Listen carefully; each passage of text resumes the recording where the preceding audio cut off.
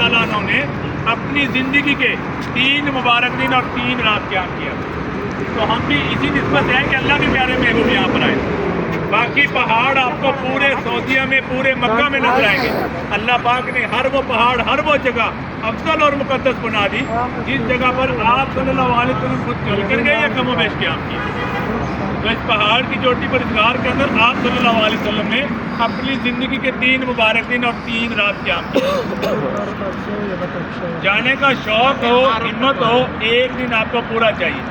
2 سے 3 گھنٹے اوپر جانے کے لگتے ہیں, اتنا ہی ٹائم نیچے آنے کا لگتا ہے. غار آج بھی اپنی اصلیت میں موجود ہے. جبل سور غار سور مکہ مکرمہ میں حرم کی حدود کے اندر سب سے اونچا یہ پہاڑ.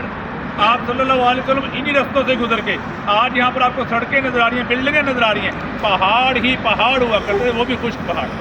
پہاڑ آپ کو پورے سعودیہ میں پورے مکہ میں نظر آئیں گے, لیکن اللہ پاک نے ہر وہ جگہ ہر وہ مقام افضل اور مقدس بنا دیا جہاں پر آپ صلی اللہ علیہ وسلم خود چل کر کے جگہ مبیش قیام کیا. تو ہم بھی اسی نسبت ہیں کہ اللہ کے پیارے محبوب یہاں پر آئے.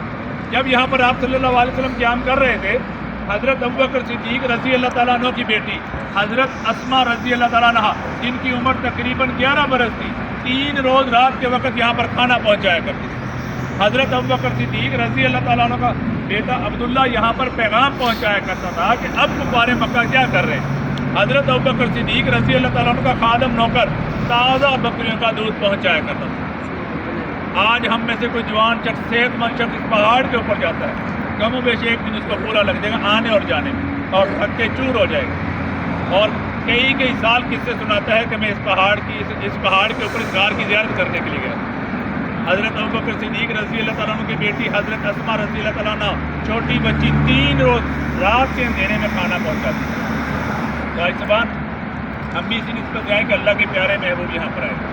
تو تمام آج زبان کو بتا دیا جانے کا شوق ہو ہمت ہو فجر کی نماز کے بعد آئیں تاکہ شام تک ہوٹل میں حرم میں واپس آ سکیں.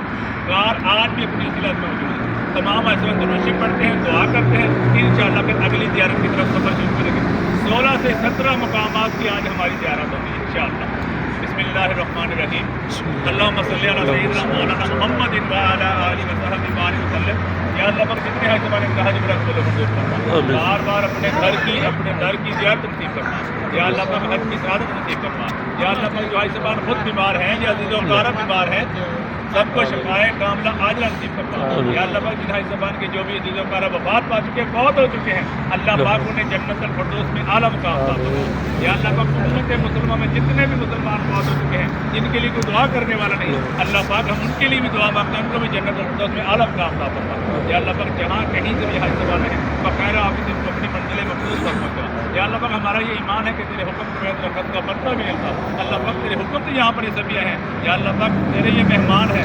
یا اللہ پاک تیرے حکم سے یہاں پر سبیاں سب کی نیک تمنا و حاجتوں کو پورا فرما. اس میں جتنے بھی زبان پریشان حال ہے سب کی پریشانیوں کو دور فرما. یا اللہ پاک جو بے اولاد ہے انہیں نیک والے اولاد عطا فرما. جن کو اولاد دی ہوئی ہے اللہ پاک انہیں ماں باپ کا فرما بردار. اللہ پاک انہیں ماں باپ کا فرما بردار بنا. یا اللہ پاک جہاں کہیں بھی مسلمانوں پر ظلم ہو رہا ہے محض اپنے فضل و کرم سے ان کی مدد و نصرت عطا فرما. ربنا آتنا فی الدنیا حسنۃ وفی الآخرۃ حسنۃ وقنا عذاب النار.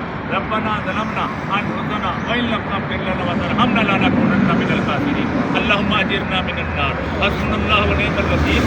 نعم المولا ونعم النصير. یا حی یا قیوم برحمتک استغیث. لا الہ الا انت سبحانک انی کنت من الظالمین.